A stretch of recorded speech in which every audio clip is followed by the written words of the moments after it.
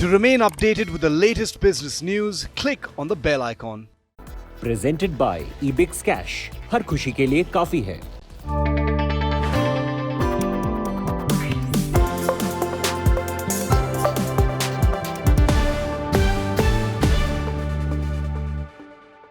Hello and welcome to the Business Today show. I'm your host Udayan Mukherjee. My guest today on the show is one of the world's 10 richest Indians with a personal net worth in the vicinity of $20 billion. But that's not how he likes to be known, because he's one of the rare instances of an Indian born and brought up in India who's gone to the US and built for himself one of the largest and most popular IT product companies, which a lot of Indians don't manage to do. And it gives me thus great pleasure to welcome on the show today for you Jay Chaudhry, CEO of Zscaler, which is the world's premier cloud security company. Jay, wonderful to have you on the show, and thanks very much for joining in. And thank you for the opportunity. I introduced you by saying that you're the founder of this huge multi-billion dollar IT empire, but you started off with very humble roots because you grew up in a small village in Himachal Pradesh. And I read that there was, for many years, more than a decade of your life, you lived there without any water or electricity, and you would walk many kilometers to school. Tell us a bit about that, because that's the start of your life. Do you remember that fondly, or was it a difficult phase in your life? What can you tell us? Honestly, I never thought life was difficult, because that's what life was. Yes, my parents were small-scale farmers. But it was a happy family life. Okay. My parents never got a chance to go to school, so they wanted to make sure that I get good education. Luckily, we had a primary school in the village. Okay. And then high school was a few villages away. I could walk, but relatively speaking, that was much better than when my dad was growing up. He had to walk over 12 kilometers if we were to go to school. So he went there a few times, then dropped off. So my parents worked hard. So the biggest thing I learned during my childhood was the value of hard work, honesty, and integrity. Those values remain very important. Also, perhaps, since we did not have this internet and YouTube and Facebook days, just nothing to compare to see what's good, what's bad. Life was very happy. We had a circle of friends in the village. We enjoyed, we learned. I have very wonderful memories of my childhood. Have you ever gone back? In all these years, when was the last time you came to India, or even back to Himachal Pradesh? So 2 years ago, just before COVID started, it was actually December of 2019. We have big presence in India. Just about 35 to 36% of Zscaler employees are in India. Okay. And since I go there at least once a year for business, I end up visiting my hometown and village most of the time. It hasn't changed a whole lot. Okay. Population is moving to cities. Villages aren't doing a whole lot better for advancement. But, you're always attached to the place where you're born. Yes, of course. And then, cut to many years later in your journey. Of course, from the schools that you spoke about, you went to IT Banaras Hindu University and then onwards to America. But I think your entrepreneurial journey starts at a point in 1996 when you and your wife, you decide to chuck up your jobs and invest all your savings in starting this company called Secure IT. Looking back, do you see, of course it must have been a turning point of sorts, but do you see it as a huge gamble because you had established jobs and maybe a career track in America, which you gave up to become an entrepreneur? Yeah, I would say it was the biggest and the best gamble of our lives, if you put it that way. But it was a calculated risk. Look, there is no background of entrepreneurship in my family or in my life. So I was doing a typical track that Indian engineers would do by going to the US, I was a software developer for several years. But probably the first big change came when I started to go out and doing demonstrations of the software we wrote to customers. And I realized that I have more fun meeting customers and explaining how to use the software than writing code. So that took me to move to IBM in sales and marketing. And IBM was the best training ground. And after having done a lot of that, so that's what moved me to business side from the engineering and technical side. And in 96 timeframe, when internet was taking off, a Mozilla browser was created. A young company called Netscape went public in the Valley.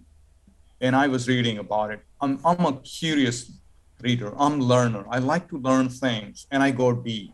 The more I learned about Netscape, the more I got excited about the potential that internet has to offer. And I asked myself this question, why can't I do a startup? So the inspiration came from this American startup, Netscape. And then I fell in love with it. I had so much conviction that after I failed to raise VC funding, with two choices, either give up our dream or do our dream, but put our own life savings into it. Probably because of my childhood, where I had never really dealt with money, done much with money. There was no attachment for money. Okay. So it was relatively easy, if I may say. It was a gamble. It wasn't really too hard for me, and my wife was very supportive of it. And the notion was simple. What's the worst that could happen? Well, the company will fail. Okay. Yes, the savings will disappear. The next question was, could we find a job? Answer was, of course, yes. There's a lot of confidence in finding a job. And our lifestyle was pretty simple. We did not have fancy houses or fancy cars with big mortgages to pay.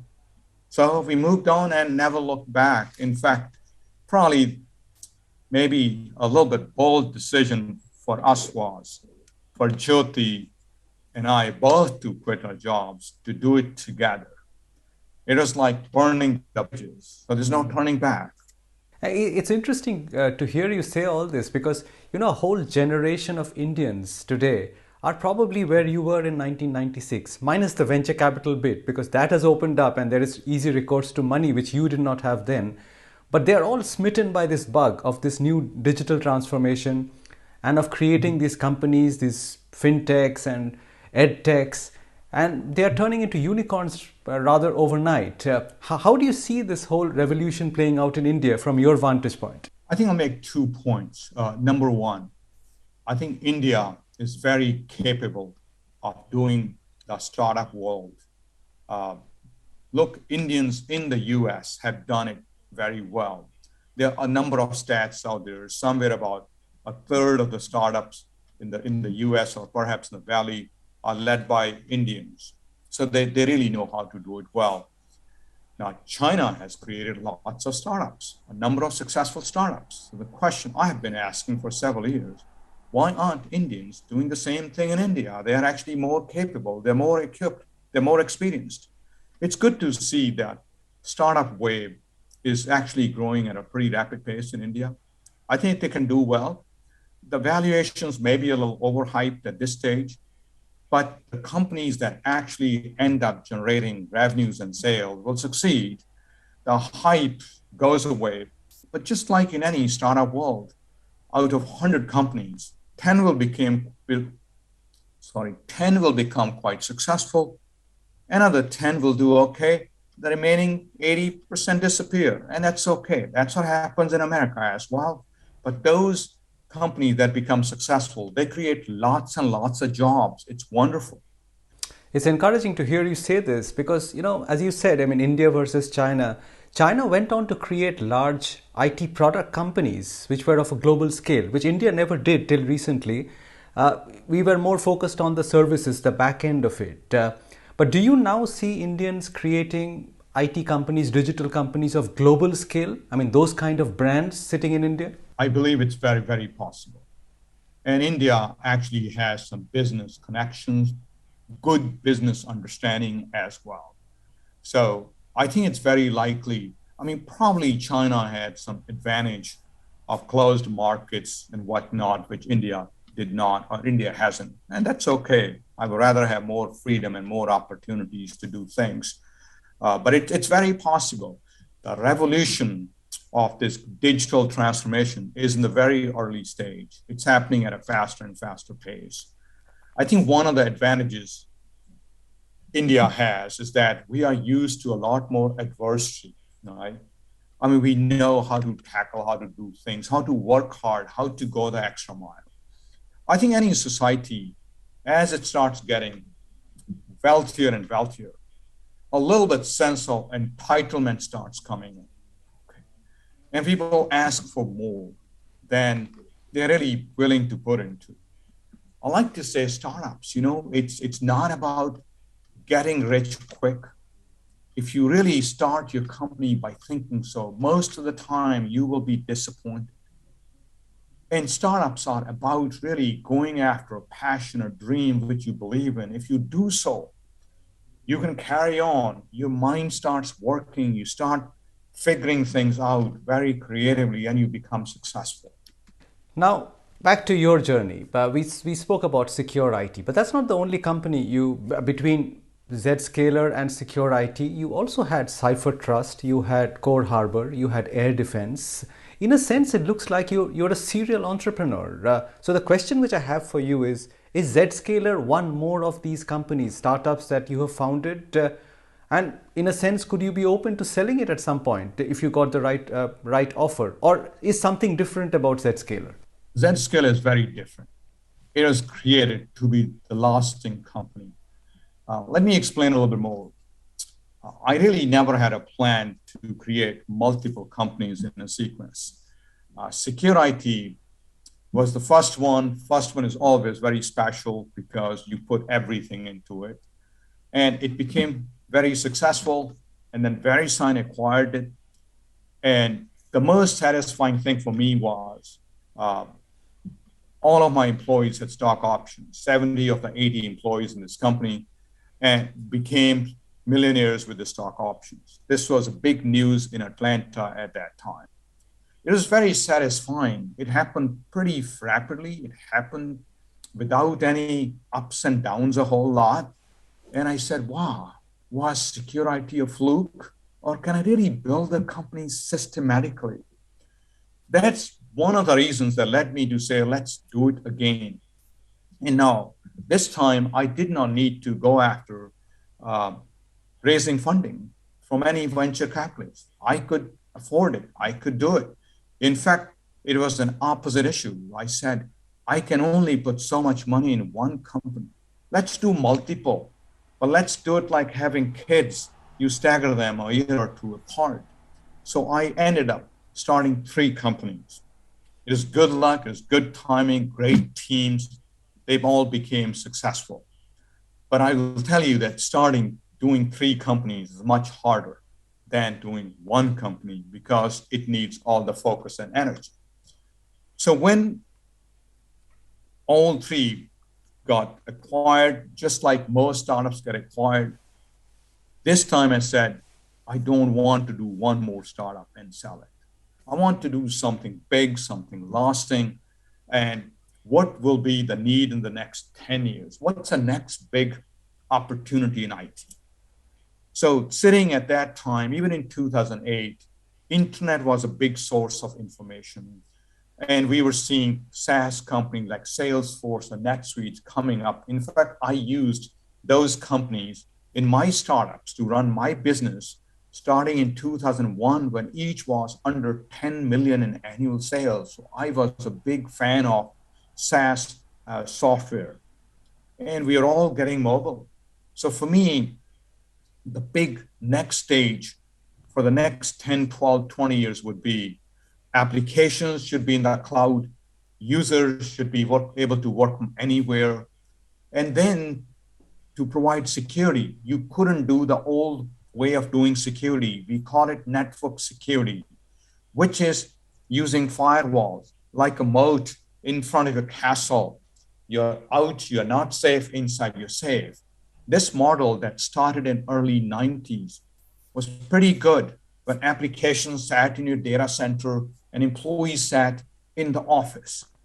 But in the new world of cloud and mobile, it just doesn't make sense. So I created a totally disrupted, different kind of security. We call it zero trust exchange. That means trust no one. A user could be anywhere, applications could be anywhere, it's not sitting in the castle. We are like a switchboard, an intelligent switchboard. A user comes to our data center, we stop them and say, who are you? Where are you headed? Do you have rights to go there? If yes, then our technology connects them to right application. It's very good. It's just the opposite of what the traditional security would be. It was a big bet at that time because the world wasn't really thinking about like that. But I've read enough and seen enough that if you want to do something big, you need to ride the wave of disruptive technologies. Technology changes all the time, but most changes are incremental. You keep on tweaking and tweaking it. But when big changes are needed, you look at a new way of doing it. Look at traditional cars. They have been improving over the past 100 years. Then Tesla came around, right, in a totally new way, came up with a wonderful engine, wonderful architecture, and the world is changing. Even on a simple example, take DVD players. We used to love those DVD players. We had them under our control. We could play music anytime we wanted to. But then Netflix came around and said, I'm going to build a streaming service. That's so wonderful. It's very different, very disruptive. That's what Zscaler did. That's why our business is growing so rapidly. About 35% of Fortune 500 companies depend upon Zscaler, and the number is growing rapidly.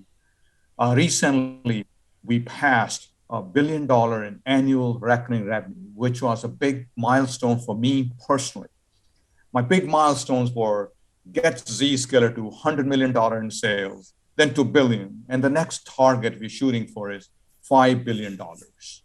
There's a big opportunity in front of us. Everyone who's watching you speak today understands or has some notion of how important security is in the internet world.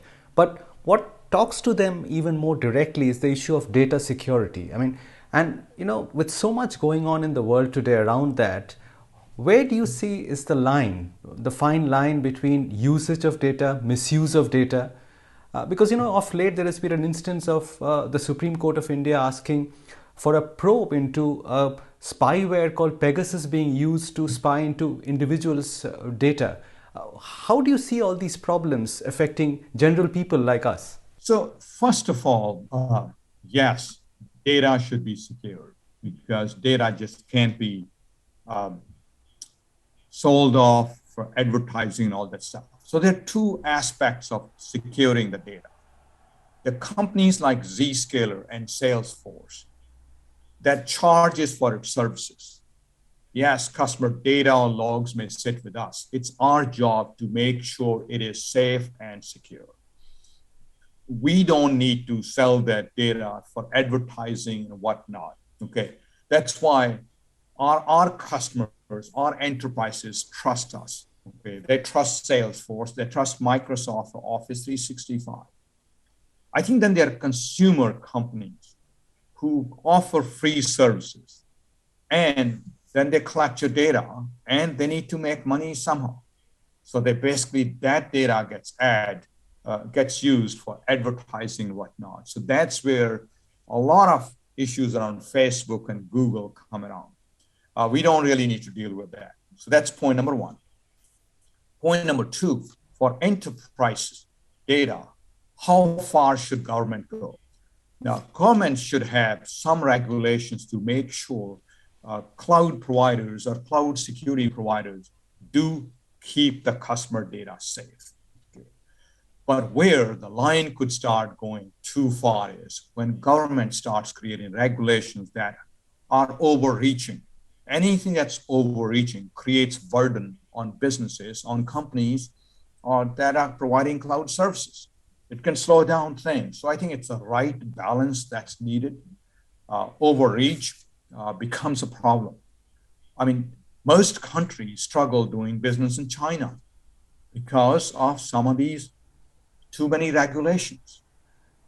India needs some regulations, but trying to put too much burden on cloud service providers, especially on the enterprise side, will not be the right thing to do. You spoke about a couple of companies which were disruptive and have built very successful brands like Netflix that you alluded to.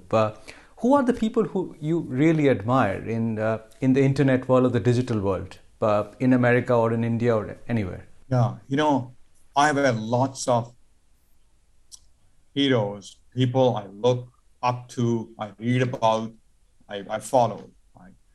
Look at my first inspiration for starting my first company came from Mark Andreessen, the person who started the Mozilla browser and Netscape company. And then he moved on to do a big venture company.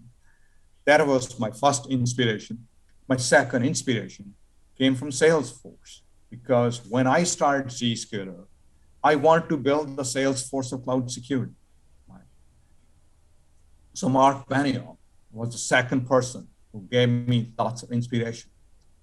Now, as I see some of the recent new innovations being done by Tesla's founder, Elon Musk, I mean, he's disrupting the whole old world of autos.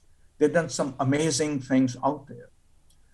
Then if you look at on the Indian side, Satya Nadella has done amazing to turn Microsoft around. Microsoft was in the legacy world. It's very hard to move companies from the old world to the cloud world.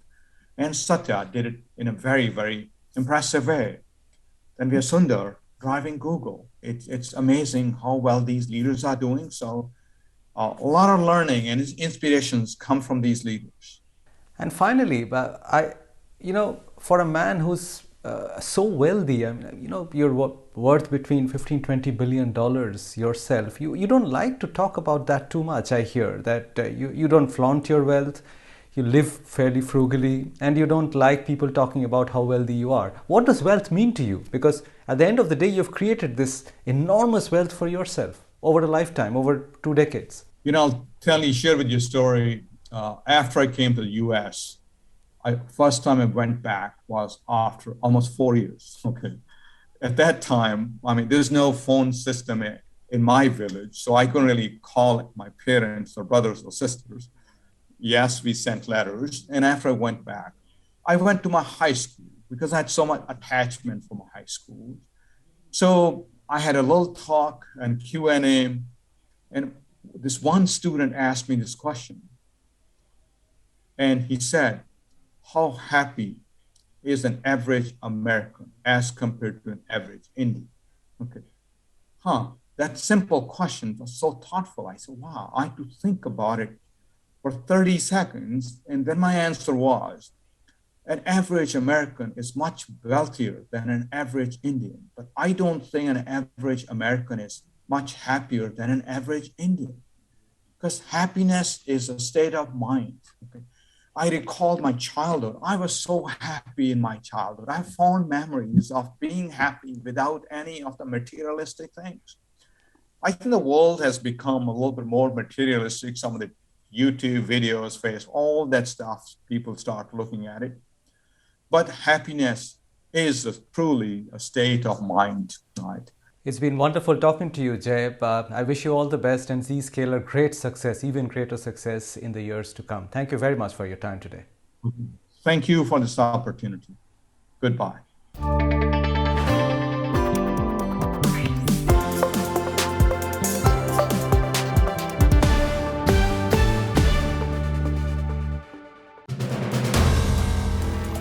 If you like the video, do like, comment, share and subscribe.